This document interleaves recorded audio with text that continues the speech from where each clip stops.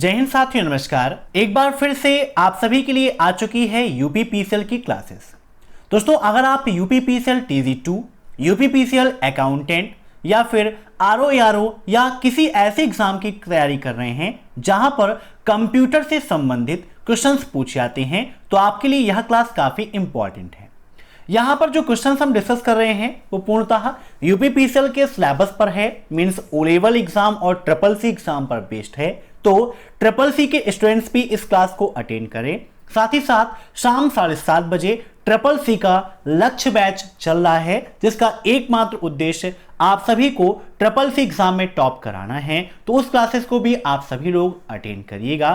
तो time waste ना करते हुए चलिए शुरू करते हैं आज की ये क्लास। और क्लास को स्टार्ट करने से पहले आप सभी लोग चैनल को सब्सक्राइब कर लीजिए, ताकि टाइम टू टाइम आपको ये सारी चीजें मिलती रहें जो भी चैनल पर अपडेट होती हैं। Let's begin in this topic.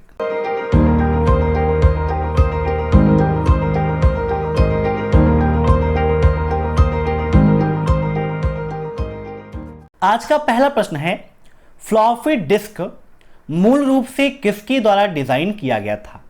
Floppy disk आपकी है क्या एक स्टोरेज डिवाइस है? बताइए किसके द्वारा इसको डिजाइन किया गया था? IBM के द्वारा, सोनी के द्वारा, पैनासोनिक के द्वारा या कॉम्पैक के द्वारा? फ्लॉपी डिस्क कैसी डिवाइस है, यह क्वेश्चन भी आपके एग्जाम में पूछा जाता है। तो मेमोरी आपकी दो प्रकार की होती हैं। कितनी प्रकार की होती हैं? मेमोरी आपकी दो प्रकार की होती हैं। एक होती है प्राइमरी मेमोरी और दूसरी होती है सेकेंडरी मेमोरी, ठीक है ना? तो फ्लॉपी डिस्क आपकी सेकेंडरी मेमोरी है, ठीक है ना? और यहां पर इसका राइट आंसर हो जाएगा ऑप्शन सेकेंड, सोनी के द्वारा फ्लॉपी डिस्क को डिजाइन किया गया था। अब नेक्स्ट, माउस शब्द की उत्पत्ति कहां से हुई? Stanford research institute, American research institute, Spanish अनुसंधान संस्थान या कैम्ब्रिज रिसर्च में?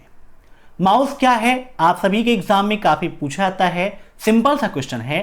तो माउस आपकी एक इनपुट डिवाइस है।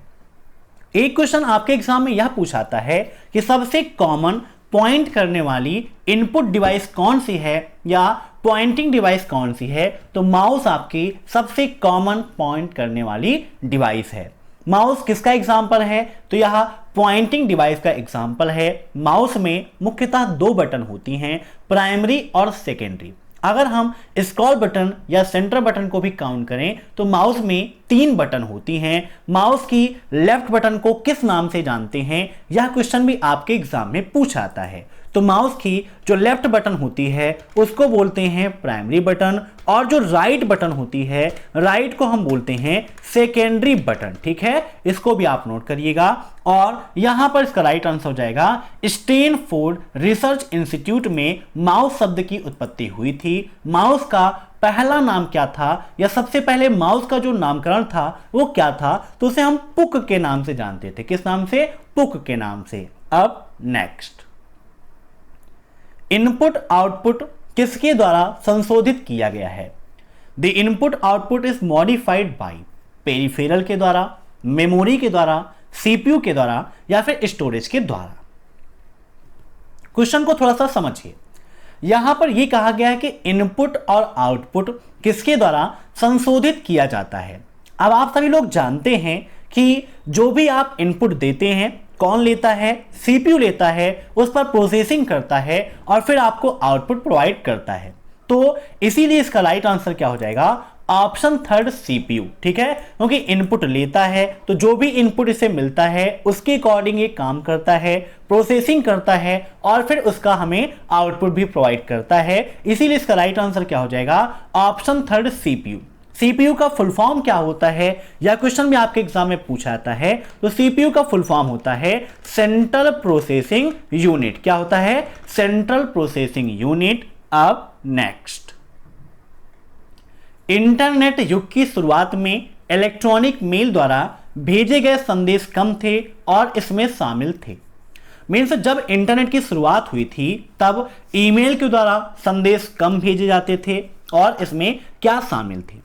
जाहिर सी बात थी कि जब इंटरनेट की शुरुआत हुई तब सभी के पास इंटरनेट की सुविधा नहीं थी, सभी लोग उसका उपयोग नहीं कर पाते थे, सिर्फ गिनी चुनी जगहों पर इंटरनेट का उपयोग होता था। तो बिल्कुल सही बात है कि कम ही मेल भेजी जाएगी। ईमेल का फुल फॉर्म इलेक्ट्रॉनिक मेल होता है। यह क्वेश्चन भी आपके एग्जाम में पूछा जाता है। और उस समय मेल में केवल और केवल आप टेक्स्ट भेज सकते थे, इसके अलावा और कुछ भी सेंड नहीं कर सकते थे। तो इसका राइट आंसर हो जाएगा ऑप्शन थर्ड। वर्तमान समय में आप टेक्स्ट भेज सकते हो, आप फोटो भी भेज सकते हो, आप वीडियो भी भेज सकते हो, नंबर्स तो कॉमन सी चीज है, इमोजी है या कोई भी अलग से अटैचमेंट है वो भी आप भेज सकते हो। अब एक क्वेश्चन यहां से बनता है कि मेल के द्वारा या जीमेल के द्वारा हम कितने एमबी तक की फाइल अटैचमेंट के रूप में भेज सकते हैं या कितने एमबी तक की फाइल भेज सकते हैं। तो 25 एमबी तक की फाइल आप जीमेल या याहू मेल के द्वारा सेंड कर सकते हो, याद रखिएगा। अब नेक्स्ट, 3 शब्दों को हटाने के लिए वीआई एडिटर में किस कमांड का प्रयोग किया जाता है? Which command is used in VI editor to remove 3 word? बताइए क्या होगा इसका राइट आंसर। VI एडिटर क्या है? मीन्स इसको हम बोलते हैं विजुअल एडिटर। क्या बोलते हैं? Visual editor. और यह एडिटर यूनिक्स ऑपरेटिंग सिस्टम के लिए मुख्यतः डेवलप किया गया है, ठीक है ना। तो यहां पर इसका राइट आंसर क्या हो जाएगा? ऑप्शन सेकेंड, 3DW का उपयोग 3 कैरेक्टर्स को रिमूव करने के लिए किया जाता है। अब नेक्स्ट, निम्नलिखित में से कौन एक इंटरनेट में उपयोग की जाने वाली अनुप्रयोग परत प्रोटोकॉल नहीं है? अनुप्रयोग का मतलब एप्लीकेशन। तो बताइए निम्न में से ऐसा कौन सा है जो एप्लीकेशन लेयर प्रोटोकॉल नहीं है? रिमोट प्रणाली संदेश, इंटरनेट रिले चैट, संसाधन आरक्षण प्रोटोकॉल या स्थानीय प्रक्रिया कॉल। बताइए क्या होगा इसका राइट आंसर। तो यहां पर इसका राइट आंसर हो जाएगा ऑप्शन थर्ड, संसाधन आरक्षण प्रोटोकॉल। अब next, superscript subscript strike through के रूप में जाना जाता है। मीन्स सुपरस्क्रिप्ट सबस्क्रिप्ट या स्ट्राइक थ्रू, इसको हम किस रूप में जानते हैं? Font style, font effect, font face या फॉन्ट फॉर्मेट। बताइए क्या होगा इसका राइट आंसर। तो इसका राइट आंसर हो जाएगा ऑप्शन सेकेंड, इसको हम फॉन्ट इफेक्ट के रूप में जानते हैं। सबस्क्रिप्ट सुपरस्क्रिप्ट, इससे क्या होता है? जैसे कि आप केमिस्ट्री में पढ़ते हैं O2, है ना। O2 में 2 कहां पर होता है? बेस में होता है। इसको बेस में अगर करना है तो उसके लिए हम उपयोग करते हैं कंट्रोल के साथ में इक्वल का। तो ये सब स्क्रिप्ट में आपका हो गया है। यहां पर जूम करके दिखा देते हैं। ऐसे ही सुपर स्क्रिप्ट में अगर आप करना चाहते हैं, जैसे कि x प्लस वाई का होल स्क्वायर। अब यहां पर जो 2 है, ये 2 आपका कहां होता है? ये आपका ऊपर साइड में स्क्वायर के रूप में रहता है। तो यहां पर देखिए कंट्रोल शिफ्ट और इक्वल हम यहां पर कर दे रहे हैं, तो ये हो जा रहा है। ये आपका MS वर्ड में होता है। वहीं पर लिब्रे ऑफिस का जब आप उपयोग करते हैं तो लिब्रे ऑफिस में control plus shift plus B का उपयोग करते हैं सब स्क्रिप्ट के लिए, और control plus shift plus P का उपयोग करते हैं सुपर स्क्रिप्ट के लिए, ठीक है ना। दोनों को याद रखिएगा। अब नेक्स्ट, MS ऑफिस की एक विशेषता जो निश्चित अंतराल के बाद दस्तावेजों को स्वचालित रूप से सहेजती है, उसे क्या कहते हैं? सेव, सेव एज, बैकअप या फिर ऑटो सेव। MS ऑफिस का जब हम उपयोग करते हैं तो वहां पर एक टाइमिंग सेट कर देते हैं और उस टाइमिंग के दौरान में हमारा जो डॉक्यूमेंट है वो ऑटोमेटिक सेव होता रहता है और इसको हम बोलते हैं ऑटो सेव की प्रक्रिया। Option fourth is right, auto save. अब नेक्स्ट, DNS सर्वर का प्रारंभिक कार्य क्या है? 32 बिट एड्रेस को सुधारना, दूसरा DNS एड्रेस खोजना, पुनः IP एड्रेस एवं डोमेन नेम को सुधारना, या फिर उपरोक्त तो सभी। DNS का मतलब क्या है? Domain name system. बताइए क्या होगा इसका राइट आंसर। तो यहां पर इसका राइट आंसर हो जाएगा ऑप्शन सेकेंड, दूसरा DNS एड्रेस खोजना, यही उसका प्रारंभिक कार्य होता है। अब नेक्स्ट, ईमेल के माध्यमिक प्राप्तकर्ता का ईमेल आईडी किस फील्ड में दर्ज करते हैं? टू, सीसी, बीसीसी या फिर सब्जेक्ट? बताइए क्या होगा इसका राइट आंसर? माध्यमिक प्राप्तकर्ता। In which field in email ID of the secondary recipient means अगर आप एक को भेज चुके हो, दूसरे को आपको भेजना है मीन्स या एक को आपने भेज रहे हैं और दूसरे को भी भेजना है मीन्स दो लोगों को भेजना है, तो उसके लिए किसका उपयोग करते हैं? तो यहां पर सीसी के अंतर्गत हम मेल को लिखते हैं। जब एक सिंगल पर्सन को भेजना है टू के अंतर्गत में लिख देते हैं और कई लोगों को भेजना है तो सीसी का उपयोग करते हैं, ठीक है ना, सेकेंडरी के लिए। अब एग्जाम में सीसी और बीसीसी का फुल फॉर्म भी पूछा जाता है, तो सीसी का फुल फॉर्म होता है कार्बन कॉपी। क्या होता है? Carbon copy. और बीसीसी का फुल फॉर्म होता है ब्लाइंड कार्बन कॉपी। क्या होता है? Blind carbon copy. याद रखिएगा, काफी इंपॉर्टेंट है। एक क्वेश्चन यह पूछा जाता है कि क्या बिना सब्जेक्ट के मेल भेज सकते हैं? तो जी हां, बिल्कुल सही है, बिना सब्जेक्ट के मेल भेज सकते हैं। अब नेक्स्ट, भारत में इलेक्ट्रॉनिक वॉलेट कब से शुरू हुआ? 2017, 2015, 2010 या फिर 2007?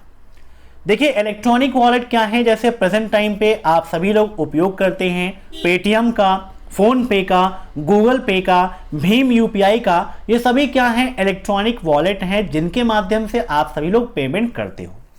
वैसे तो भारत में इलेक्ट्रॉनिक वॉलेट की शुरुआत लगभग 2004-2003 से ही हो गई थी, लेकिन जब भारत में पेटीएम का आविष्कार हुआ, क्योंकि भारत कहां का है?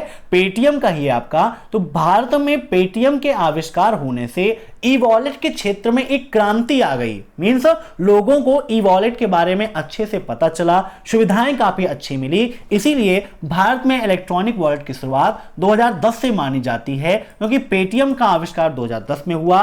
बाकी इसके पहले भी आपके बहुत सारे इलेक्ट्रॉनिक वॉलेट्स अवेलेबल थे जो इंडिया में ही बने थे और इंडिया में उपयोग होते थे, लेकिन बहुत ही कम। जैसे मोबीक्विक है, वो भी इंडिया का है, काफी पहले बना, लेकिन उसका उपयोग काफी कम होता था। अब नेक्स्ट, क्या रोमिंग वाईफाई सपोर्ट करता है? बताइए क्या होगा इसका राइट आंसर? तो बिल्कुल सही है, ऑप्शन फर्स्ट इज राइट। अब नेक्स्ट, इनमें से कौन सा सॉफ्टवेयर एप्लीकेशन माइक्रोसॉफ्ट ऑफिस के पहले संस्करण का हिस्सा नहीं था? पेंट, पावर पॉइंट, आउटलुक या एमएस वर्ड? बताइए क्या होगा इसका राइट आंसर?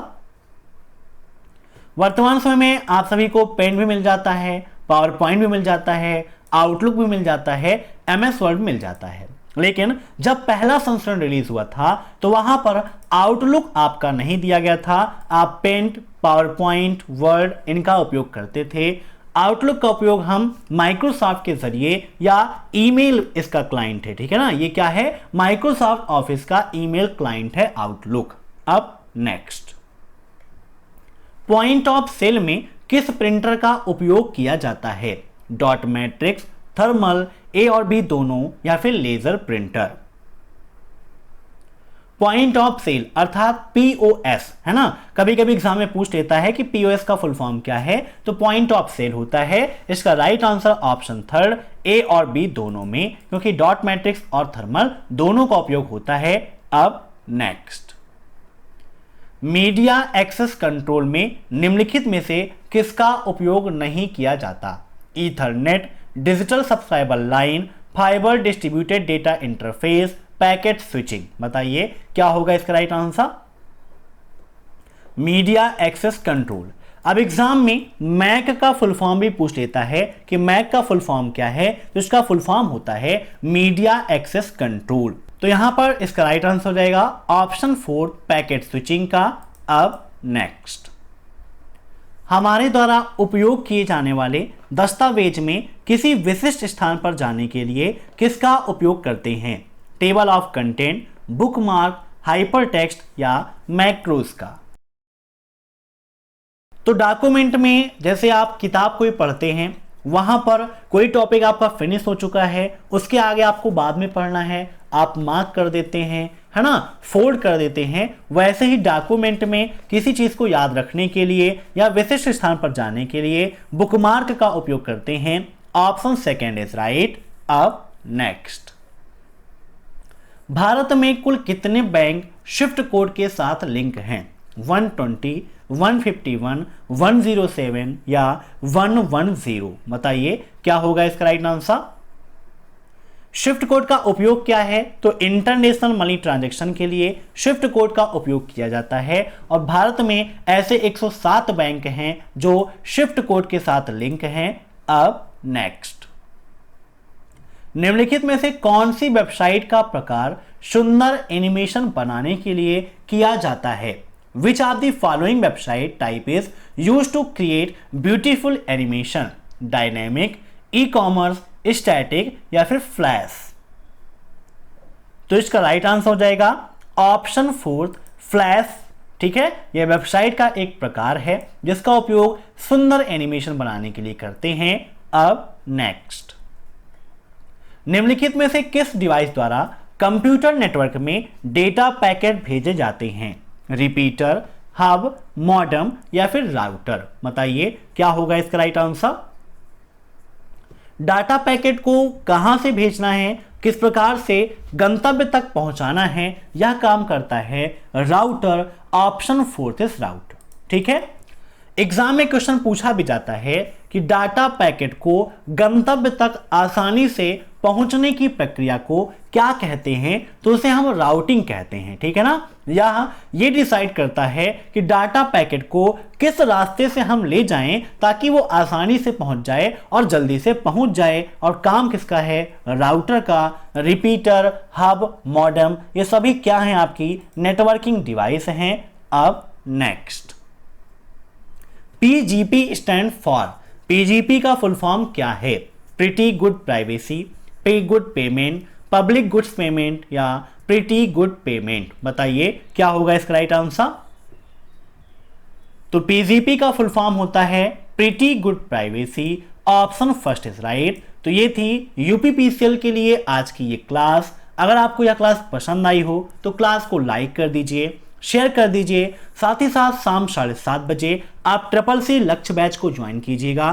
साथ ही साथ अभय एक्सेल कंप्यूटर की 1100 प्रश्नों की महामैथन क्लास को भी जरूर देख लीजिएगा। जिन्हें भी ई बुक्स की आवश्यकता है, वीडियो के नीचे लिंक दी गई है, वहां से आप डाउनलोड करके अपनी तैयारी को बेहतर बना सकते हैं। फिर मिलते हैं नेक्स्ट क्लास में, तब तक के लिए बाय बाय।